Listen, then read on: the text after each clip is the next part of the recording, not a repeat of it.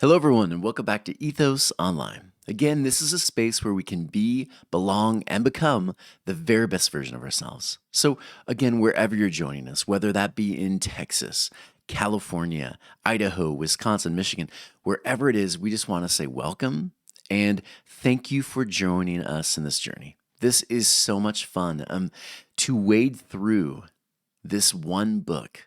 Again, most churches, you're going to move through the book of Genesis, give it 3 months, right, max. We have been spending years on this book. It is such a powerful, complex book.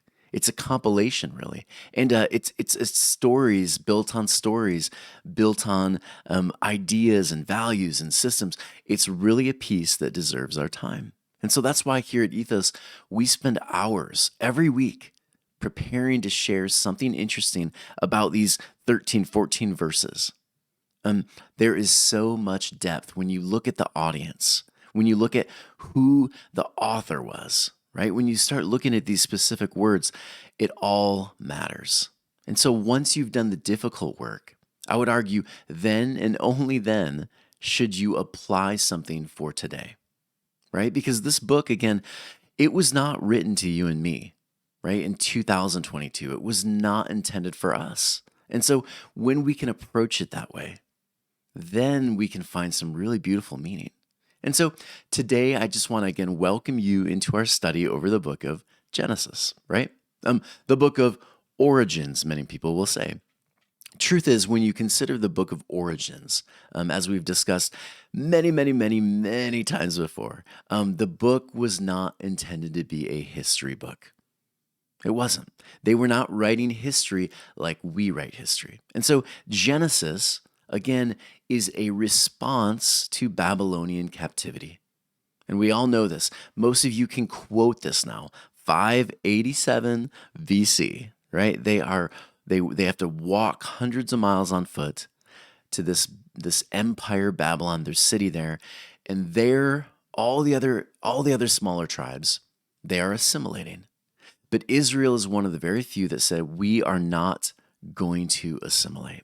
We're not going to bow our knee to empire, right? We're not going to lose our values, how we view the world, how we view our God, right? They choose to stay monotheistic rather than polytheistic. They choose to hold on to their recipes, their traditions, their rituals. They're holding on to all of that rather than giving it up. And so, again, when Torah is brought out every Shabbat for the Jews, there's celebration. Again, most of us, when we pull out a book, it's just a book, right? It's just a book. For them, there's celebration because the book, it's their book, it's their story, it's their values, it's their rituals. They see themselves in the story, right? They see that again, Israel, everything about Israel, it's all miniaturized through every one of these stories. When they see Moses, they see themselves. When they see Abraham, Jacob, Isaac, Joshua, all these different characters, they see themselves. And so what we do here is, again, we train ourselves, and you and all of our listeners, we train ourselves to view ourselves there too, right? And that's the point. And so today we're going to look at chapter 31, verses 1 through 13. And so we're getting to the point where we're almost up to that main conflict with Isaac and Jacob. We're almost there. But before we get there, there is some interesting stuff that happens just prior to that event. And so a reminder, Jacob and Isaac, these two brothers, they're really interesting, right? And so if you're new here, remember, here's something interesting to know and to remember about these two individuals who are about to clash, right? Who are really the picture of Israel divided, right? Israel, Judah. You're seeing these different complex narratives that are really all about the division of Israel in two. But understand, Jacob is the one who dwells in tents.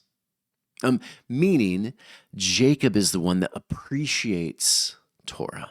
He's the one that appreciates Judaism, the Hebrew way of life. He appreciates the promise, right? And then there's Esau, who doesn't. He doesn't understand it, right? And so one scholar will say one individual, Esau, he's the lower self. Jacob is the higher self, and you kind of get these two pictures of these two brothers, right?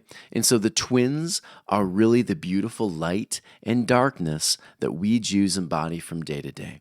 Whichever side we feed is the side that will either waste the blessing of life or multiply it. These are the two twins. And I think I misspoke a few minutes ago. I said Isaac and Jacob, but you know what I'm talking about, Esau and Jacob. These are the two twins. And so knowing that this clash is about to happen with Jacob and Esau, we understand something heavy is about to take place, right? Something big. And so let's move into the story. Verses 1 through 13. I'll read it first, and then what we'll do is what we always do. And we will dissect it piece by piece. And again, whatever rabbinical interpretations, whatever interesting elements pop out, we discuss it, right? Usually it's a phrase, it's a word that has heavy, heavy interpretive value. So here we go. Verse 1 through 3 here on this first slide. And he heard the words of Laban's son, saying, Jacob has taken all that belonged to our father. And from what belonged to our father, he has amassed his entire fortune. And Jacob saw Laban's countenance, that he was not disposed toward him, as he had been yesterday and the day before. And the Lord said to Jacob, return to the land of your forefathers, and to your birthplace, and I will be with you. So Jacob sent and called Rachel and Leah to the field, to his flocks. And he said to them, I see your father's countenance, that he is not disposed toward me, as he was yesterday and the day before. But the God of my father was with me. And you know that with all my might I served your father. But your father mocked me and changed my wages 10 times. But God did not permit him to harm me. If he would say thus, speckled ones shall be your wages, all the animals would bear speckled ones. And if he would say thus, ringed ones shall be your wages, all the animals would bear ringed ones, right? Thus God separated your father's livestock and gave it to me. And it came to pass at the time the animals came into heat that I lifted my eyes and saw in a dream, and behold, that the he-goats that mounted the animals were ringed, speckled, and striped. And an angel of God said to me in a dream, Jacob. And I said, here I am. And he said, now lift your eyes and see that all the he-goats mounting the animals are ringed, speckled, and striped, for I have seen all that Laban is doing to you. I am the God of Bethel, where you anointed a monument, where you pronounced to me a vow. Now, arise, go forth from this land, and return to the land of your birth. Now, this is often a section of the story that kind of gets overlooked. And there is something really profound and beautiful here that I think we just kind of, we're trying real hard to get from one interesting part of the story to another. And most pastors I've seen, listened to, they will ultimately skip this part because we're trying to get to the conflict, right? We want to get to the meat of it, right? Jacob and Esau, they face off, right? But there is something interesting taking place here. So let's go through it. Verse 1, notice this here in the blue. Jacob has taken all that belonged to our father. And from what belonged to our father, he has amassed the entire fortune. Now, if you're like me and you've been following this story, you got to be asking, like, Jacob's sons or Laban's sons, how are they missing this? Right? Like, their father has been an absolute scoundrel. Their father has taken advantage of Jacob over and over again. Jacob, he actually finally comes out somewhat ahead, or at least even, and yet they have the gall to complain, right? Did Jacob really take all? Well, short answer, no. This is the Bible using large language, right? Long answer though, the writers aren't really. They're not really talking about Jacob anymore. They are referencing Moses. They're referencing Pharaoh, his army. They're referencing pride. And so remember, Pharaoh, in the story of Moses and Pharaoh, you know this, right? Moses, he experiences with Egypt all of these different plagues. Finally, right? Finally, Pharaoh says, okay, go, right? Just go, just leave. And and then there's this moment, though, that after he lets Moses leave, it's very confusing to many of us if you've ever asked the question, why does after he lets Moses leave, he then goes and attacks Moses? He chases Moses. Why does he do this? Why all of a sudden have this shift of like, well, those were pretty bad plagues, but I'm still going to get him? It seems odd, right? It doesn't make sense. But it's the same story repeated. It is the Laban story. It is the Moses story. It's the story of an empire with pride. That's the story. And so look at Laban and Pharaoh here.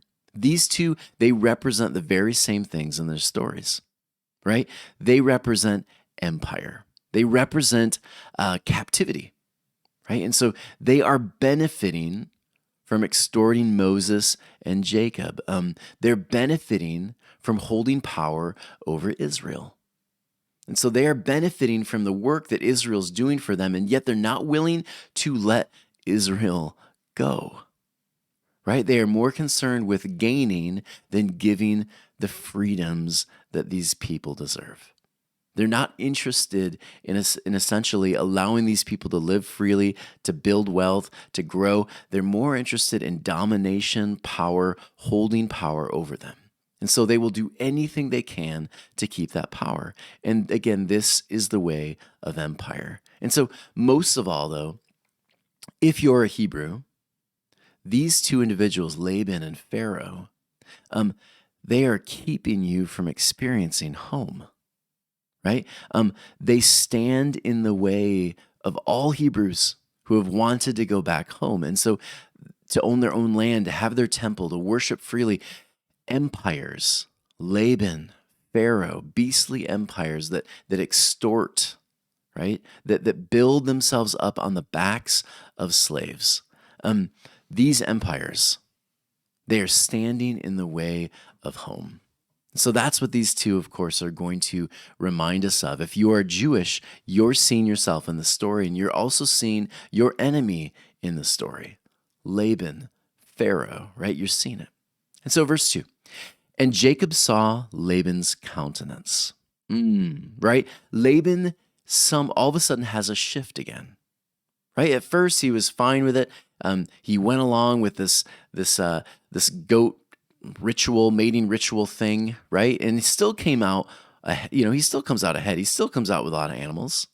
However, now he's got to share some of it with Jacob because Jacob has earned it, right? But somehow Laban's countenance, it changes. This should again remind you of something. Exodus 9:12, right? And the Lord hardened the heart of Pharaoh. I used to read this as God literally causes Pharaoh to change his mind, to become mean and prideful. Is that what the divine does? Causes you to all of a sudden change without your own consent? That would kind of seem like the divine is a dictator, right? Ruthless, just doing whatever it wants to do. Not the point at all. Not the point at all. Laban and Pharaoh, they both allow their hearts to be hardened. By what? Not by the divine. That's not to be taken literally. They literally allow greed and a lust for power to change how they interact with people. They allow their need and their desire to hold power over others, to amass their empire. They allow that to control them. It changes the way they look, the way they view others. It changes who they are. Right now, I don't care whether you're left, right, center. I think you would agree that if you look globally at the people who run our countries, again, left, right, center, wherever you are, we have these individuals who essentially, they lobby for money for their campaigns in order to stay in power. And they do the will of large corporations. And they forget to represent the people they're supposed to serve. And I was thinking about that the other day. I thought, how does this all play out? And what was it like back then for the Hebrews? And I remembered I remembered this interesting quote, two of them. One of them, I couldn't help but read. I thought it was so good because servant leadership, this is what this is what Israel way back then understood. I would argue they were way ahead of their time. They understood a leader was not one that held power over others, was not one that would simply say, well, I want to give myself more power, right? And I'm going to push it on others. That was never the point of leadership for the Hebrews. These Jewish people understood it differently. I like this quote. The servant leader is servant first. It begins with the natural feeling that one wants to serve first. Then conscious choice brings one to aspire to lead. The person is sharply different from the one who is leader first. Real leadership starts with serving. And this is why Deuteronomy 17, it says something interesting. There are rules that the Hebrews put in place for leadership. Whenever a king came into power, they were not supposed to do certain things. They weren't supposed to amass huge militaries for themselves. They weren't supposed to do certain things. And notice this in chapter 17, verse 17. It says this, speaking of kings, Hebrew kings.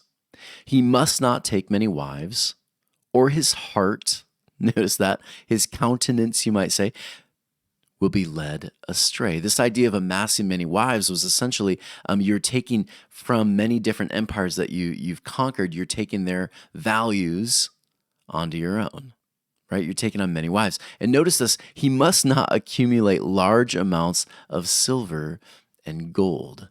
Again, he must not benefit on the backs of his people. He must not benefit from taking from them.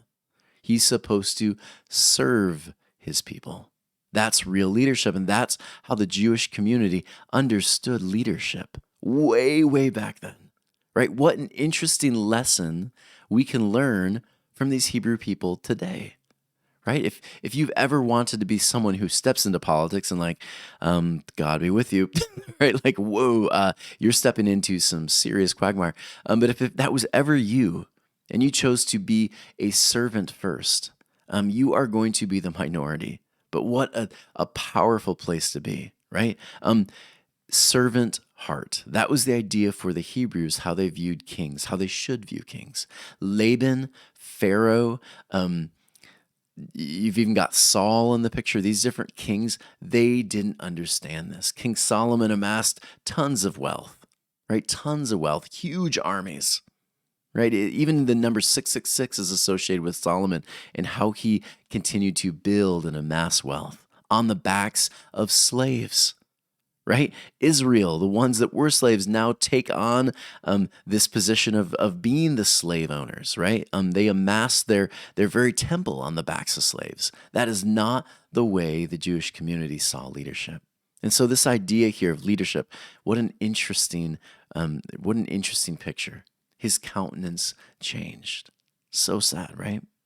Let's keep going. Verse 3, return to the land of your forefathers and to your birthplace. You know me. I love the literary elements of all of these stories. I'm an English teacher, right? And so the hero must always return home. In any really good story, after the hero has gone through these different moments, they've left home, they've experienced loss, pain, brokenness. They work hard. They get the one wife. Oh no, wrong wife. They have to work another 7 years. They've gone through all of these traumatic conflicts. After they've learned the thing they need to learn, they need to go home. Right? They need to go home. They need to return back home. And so Joseph Campbell in the 70s, he created this idea, the hero's journey, which is really in every good story. He said every good story has the hero going back home because the hero, of course, has learned something. And the hero needs to now bring that valuable wisdom, which is more important than gold, right? He needs to take that important wisdom and he needs to take it home and share it with his community. He becomes the blessing for his community. He is the thing that's going to help reshape his community and help them step into a new kind of life space, right? They're going to step into a new way of living, and they're going to benefit from his really heroic journey. And so you see this with Frodo, right? You see this with Abraham. You saw it with Isaac. You're seeing it now with Jacob, right? You'll see this over and over again. You'll see it with Joseph. And so here, the hero's journey. And so I like this idea here. And it reminded me of this because everyone wants to get home, right? And so for the Jewish community, they want to get back home, but home for them meant to own their own land, right? To have their own dirt. They needed home in which they could build their temple and live in, a place where they could raise their kids in freedom. And so when they thought of home, they thought of a specific place with their own land, a place they could build fences around. This is what they viewed home as. But I love the words of Jesus here because he even takes it a step farther. The biggest shift, I would argue, between the Old Testament and the New, the whole message of Jesus, the entire message, it was not, I've come here to die so that God will be happy with you again. No, no, no. That was never the message, the main message of Jesus. No, that's something that was very Roman.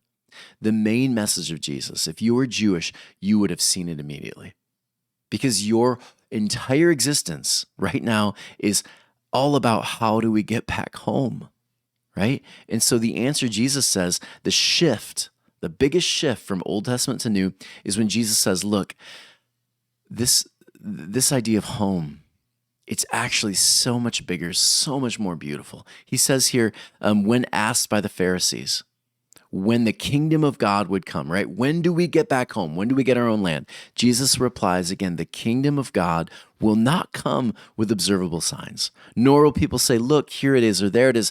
For you see, the kingdom of God is in your midst. He even goes on to say, it's within you, right? And so the kingdom of God, it's right here. It starts here. So no matter where you go, you are home.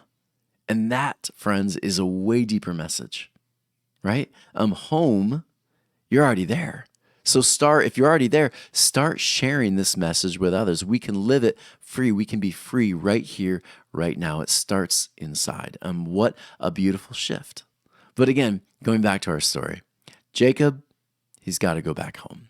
It's time to go back home, show his people this beautiful message, right? How to live free, how to be free, right? So verse 5. I see your father's countenance, that he is not disposed toward me as he was yesterday and the day before, but the God of my father was with me. Notice this. He sees that the king or the leader, again, allowed ego to drive him. And again, when this happens, it's time to go. It's time to go. Even though I walk through the darkest valley, I will fear no evil. For you are with me, your rod, your staff, they comfort me. Here's the thing. You are with me is a really powerful phrase. Often it's used in scriptures. God is with us. When it's time to go home, when it's time to do the really difficult thing, when it's time to share that wisdom with community, it can feel like a very lonely journey. Oftentimes it's walked by yourself, right? But here's the thing, and it's so beautiful. The divine is with you every step of the way. I love that. And what that looks like, God with us, I would argue it looks different for all of us because all of us have a very different view of the divine, right? Many of us have this idea that the divine is up there with a gray beard, right? A lightning bolt in hand and either looking to punish or gift us things. We have this idea, it's very Roman, right? Many people will have that view. He's sitting on the cloud. God is a he, all of that. Many of us have different kind of views that have kind of been pulled from ancient Rome. But here's the beauty. The ancient Jewish people, they actually didn't have that view. They did. In fact, they would say to put God in actual physical form is idolatry. So what would God with us actually look like? Because again, we can't literally touch God. We can't feel God. We can't sit and have a conversation with God like we do with our friends face to face. So how do we know or experience God with us? How would Jacob, or even more importantly, Israel, feel God's presence if we can't see, touch the divine? Here are three different ways that essentially they viewed the divine. Number one, it's this: God with us looked like good acts that happen every day when people show their humanity. And yes, I use the word humanity. I do not believe, like Augustine, that man is born evil and flawed, and neither did the Jewish people who wrote this thing we call the Bible. They viewed humanity with potential, whether it's good or bad, but potential. We have so much potential to do good every day. I loved this picture. There's a story to this, of course, like there always is. This old man was waiting on the side of the road, couldn't get across, waited and waited. 3 times the light changed. And finally, this guy shows up and he puts this old man on his back, and he actually carries him across the street. And I thought, oh, it's so simple. It's not newsworthy, right? It wouldn't make the news because the news isn't interested in this kind of stuff. But here's the thing. We are. Our hearts connect to these moments, don't they? Because there's something really divine about putting someone over ourselves, right? Carrying that person across the street, doing something random, something positive, something loving. Showing a glimpse of your humanity is really showing a glimpse of the divinity that's all around us. And so for Israel, that was one way in which they viewed the divine is with us, God with us. Another way is this: God with us is actually through the people that they saw around themselves. And this is why community for Jewish people was so vital. They had community. Everything they did was in community. Their homes were like multi-generational. They viewed family, friends, community as a divine thing. They saw the divine in the rituals, in the family rituals, in the community, all of it. They saw it through community. Beautiful, right? And then the last one, God with us. This one's heavy. And I think it's been lost in translation as we have picked up original sin doctrines and other things. When you finally understand your worth, right? The Bible says we are made from the very stars, right? When you understand your worth, your goodness, you see the image of God, right? God, it says, made mankind in his image, right? His, of course, we use that word, but in the divine image of God, we are made. And that's a really powerful thing. When you finally understand this, when you see your worth, when you see your goodness, you see the divine. Right? You no longer need acceptance from everything else because you've learned to accept yourself. It's a beautiful picture. And when that happens, that process, for the Hebrews, they would say, that is getting a glimpse of the divine. So God with us would have been all three of these different aspects. If you're Jewish, you would have understood this. It's a really powerful, powerful picture. Let's keep going. Verse 6, I really think this is interesting. And you know that with all my might, I served your father. Notice that with all my might, I served your father. Israel does this as a nation over and over again. When in Babylon, right? Rather than purposely hurting their enemies, rather than being like an absolute thorn in their side, Babylon, Egypt, right? Media Persia, Rome, wherever they are, rather than being a total thorn in the side, they were called to do good, to actually be a benefit to their captors. And so imagine building your enemies up. This is countercultural, even for today in 2022. Building your enemies up, it's unheard of. But exactly what Jacob does here. He builds up his conniving father. Right? He builds up this evil empire. He becomes a blessing even to his enemies. This idea is so beautiful, becoming a blessing even to the boss who mistreats you over and over again, right? Becoming a blessing. When you live that kind of life, you can't help but be positive and happy and fulfilled because even in the worst of things, you are a blessing. This was what Israel was learning how to do. right? This is how, when Israel saw themselves in the story, this is where they saw themselves. We're in the middle of captivity, but we will even be a blessing to Babylon, right? Heavy, so heavy. Verse 7, but your father mocked me and changed my wages 10 times. Again, 10 times. It's full. he has done this over and over and over again, and yet I will be a blessing, right? But God did not permit him to harm me. Even in the midst of pain and injustice, the divine shows up. Here's a really interesting quote. I love this one. Rashi, when Israel are faced with injustice and pain, and yet Yahweh continues to hold us in his hands. I really, really like that quote. We, Israel, are faced with injustice and pain, and yet Yahweh continues to hold us in his hands. Ugh, right? You can only gain that perspective through hindsight. You've gone through it and you can look back.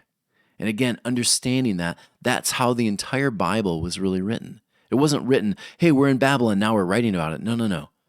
We're in Babylon and we're looking back at Egypt, right? We're in Roman captivity and we're looking back at the time that we were in Medo-Persia, right? They're always looking back, writing about what happened in the past so they can understand their present. And this is, again, the reason why in the first century, during Jesus' time, they're not talking about Jesus at that moment. They're not talking about Moses, right? You have the most important story for them, which was Daniel in the lion's den.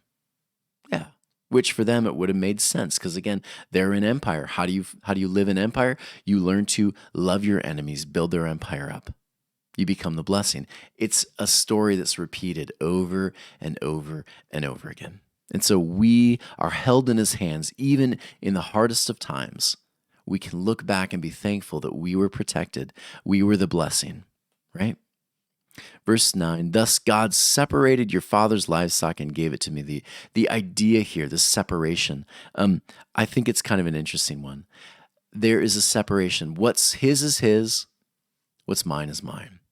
And that might remind you again of this quote in Mark 12:17. Jesus kind of hits it too. Give back to Caesar what's Caesar's, and to God what is God's. And again, the Pharisees are amazed at this comment. They're like, well, no, what I work for is mine. Jesus says, no. What you amass, what you build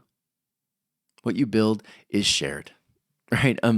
What you've already compromised by living in that state, right? You aren't free, but you're going to do something that's going to benefit not just you, but also the empire you're under.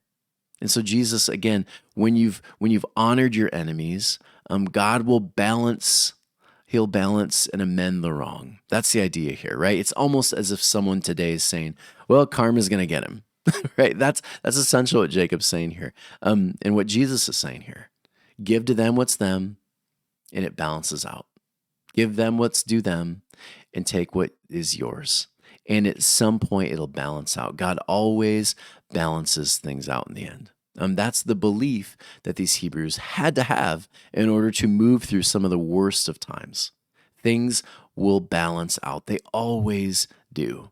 Right? And that's a very difficult place to live in when you're in Babylonian captivity, right? Your people have essentially been massacred. That's a difficult place to live in when you're in the middle of a Holocaust. But their constant motto, things will balance out. The divine has us in his hands. We'll make through. We'll get through the thing. Right? That is heavy, difficult when you understand Jewish history. Verse 11, Jacob says, an angel of God said to me in a dream, Jacob. And Jacob's response here, much like Samuel and other kings before him, here I am, right? It's a posturing. This is Jewish posturing. Wherever this journey is going to lead, I'm going to follow. So here I am is this really divine, powerful phrase that when they get to this phrase, here I am, oftentimes Jewish rabbis, they will say this and they'll sing it. They'll sing it to their listeners. Here I am. And there's rejoicing when they say it. Because again, it's a posturing of trust. It's a posturing of like, I'm going to move in this journey. I'm going to go home, right? It's going to be a difficult journey. Here I am. I trust the promise. I trust the direction. I trust that home is going to be on the other side of this. I trust it. Here I am. I'll follow. Here I am. Verse 12, now lift your eyes and see. This to me, this struck me this week. I read a lot of different interpretations of this. Now lift your eyes and see. Lift your eyes and see. This idea here, open your eyes, see all that has happened, see through a deeper lens. Moses, how long has the bush been here and you didn't notice it? Right? The divine, the holy is happening all around you. But Jacob, Moses, Joshua, Abraham, right? Open your eyes, and when you do, you will see the divine activity that's been happening the entire time. Look at it through a deeper lens. Because I would argue sometimes stepping back, seeing the world with new lens, it can be really life-changing. So Jacob, step back, look up, see the divine. When you have gained this new perspective, much like all of these messianic archetypes that we've gone through so far, you're ready to go home. You are ready to share it with your family. You're ready for home.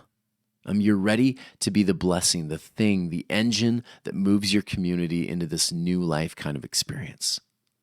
So good, but you have to be willing to see things through a new lens. And so then toward the end, after all of this happens, right? Verse 13, I love this, the way that they close out these 13 verses. Now arise, go forth from this land and return to the land of your birth. Go home. It's time, right? Moses had this call. Jacob had this call. Abraham had this call. Joshua had this call. It's time to go home. Now go. You've gone through captivity. It was hard. It was painful, but now it's time. You've gained the new perspective. Now it's time to go home. It's time to go. This week in my classroom, I had a really interesting moment, and it was so beautiful to me. I work at a school that's considered an at-risk school. We have some of the most resilient kids ever. These kids, even though things are so tough, right? They come from really pretty poor conditions. Some of them, they're sleeping on couches of friends. From week to week, they don't know where they're going to be. I had a student sleeping under the slide of a park, like a children's playground, for weeks. Didn't tell me about it. He was so tired during class. These kids still show up to school. They still show up. I think it's hard waking up early in the morning, getting in my car, my warm car, driving to school. These kids are sitting on the bus for hours just to get to school. And so one day, last week, I'm in my classroom, and my student walks in, and I can tell it's been a really hard day. It's been a hard morning for them. They've had to be on the bus for an hour plus. They didn't have breakfast. They're tired. They're worn out. And I just sat down with them before class started. And I said, "How you doing today? What's new with you? How's life?" And my student turned to me and they started sharing what's been going on. They started telling me about how difficult things were at home with mom, and how she lost the job again, and they're having to work now 2 different jobs. They are a teenager in high school, and they're working 2 different jobs to help pay rent. And they're going through all of this and the relational issues that you, of course, are going to have as a teen. They're going through all of it. And he ends up putting his head down and just kind of smiling at me. He said, "But you know what, Werfel?" He said, "Every time I walk into your classroom, I feel safe. When I sometimes fall asleep in your class, I want you to know it's not because I'm bored." He said, "It's because I feel safe." And when he told me that, it was such a wise thing, first off, for a teenager to say. But secondly, it made me feel so good. It was one of the highest compliments I could ever receive. It feels like home, right? It feels like home. And I thought, oh, that, that's so good, right? When you have gone through the difficult journey, when you've had perspective shifts, when you've made the difficult hero's journey and you finally get home, you can build that place. You can make it a safe place. I know I have been through many different, much like you listening through that journey. And I'm so excited and in awe that I've been able to, in some way, create that kind of space for someone else. I went home, and I'm hoping that those students, in turn, will create their own safe places too. Because that's what you do when you gain that new perspective. You're finally able to share it with others. It's so good. Jacob is heading home. Jacob's heading home. So what do we do now? How do we take this home? How do we apply this? I thought about a new perspective idea, gaining new perspective. It's so easy to say, well, I just need a perspective shift, a perspective change. But how do you get there? How do you experience it? Here's a couple ideas from a couple sources I find really compelling. And so, number one of the ideas here is take time to connect with your vision or mission statement. I took months to develop a mission, a vision statement. And it was one of the most beneficial things I could ever do for my life. My friend Keith took me through it, and I remember thinking, this is hard, right? But I live to create safe space where people grow. And you've heard me say that about Ethos, right? Because that's been my vision and my mission statement. I want to create safe space where people grow. And so sometimes all you can do is get through the day, is keep your head down, push through the job or the to-do list, right? With emails and calls creeping out, confines your office into the evenings, your waking hours, you can almost feel cluttered and frantic, right?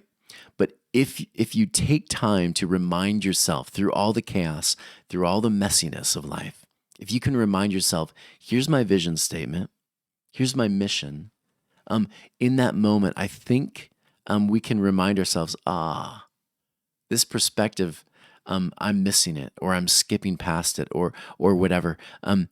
When you can break your routine by reminding yourself, this was the thing I chose to live for, and you can ask yourself, am I living for that thing?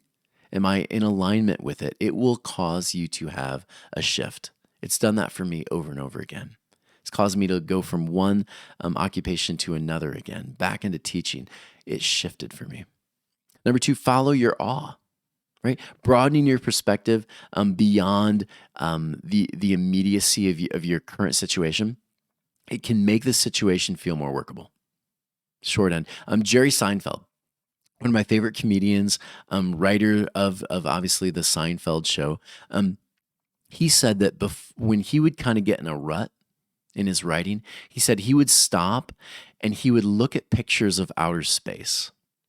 Isn't that kind of cool? He would look at pictures of outer space to kind of jolt himself into remembering there's so much awe. There is so much to connect to. He would remind himself that I'm stuck in this place, but man, when you step back and you see the awe of nature, of a moment, whatever the thing is, you can't help but get back in alignment with creativity, right? With your vision. Step back, be in awe. Take time to be in awe. Number three, notice all or nothing thinking. So the best way to deal with this is to push through the boundaries, like your comfort zone, get messy by being willing to fail. So again, refocus. Is there something you wanted to try but you were afraid to do? Try it.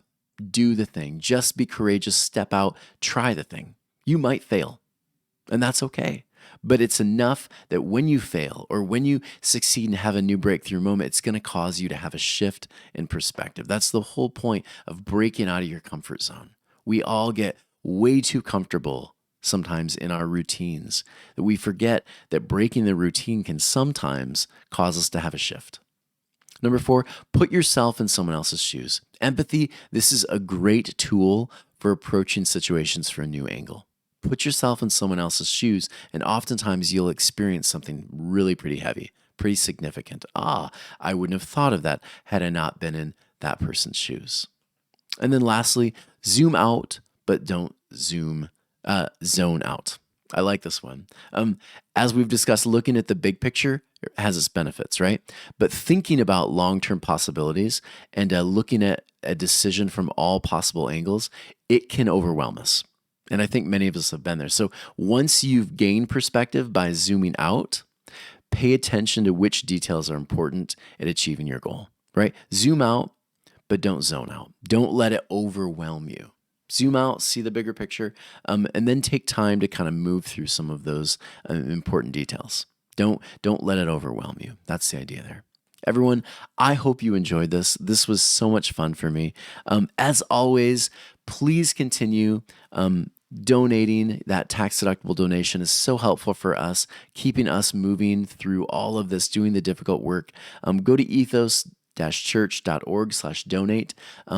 Give us, help us, work with us, journey with us in giving this really, I would argue, important and applicable stuff right here, right now, that I would argue is so important for our culture. This message, over and over again, the message of the Bible is so relevant right now. And so please consider partnering with us in this journey at Ethos. As always, if you want to journey with us live, have discussions with real people throughout the week, Ethos Living Rooms is a great option. And then, as always, please hit that subscribe button. Share this message on YouTube. We want to keep growing this channel as well as all of our others that we have. The podcast is back up. We'd love to have you join us there at Faith Undone. We are doing so many good things. We'd love to have you continue walking with us.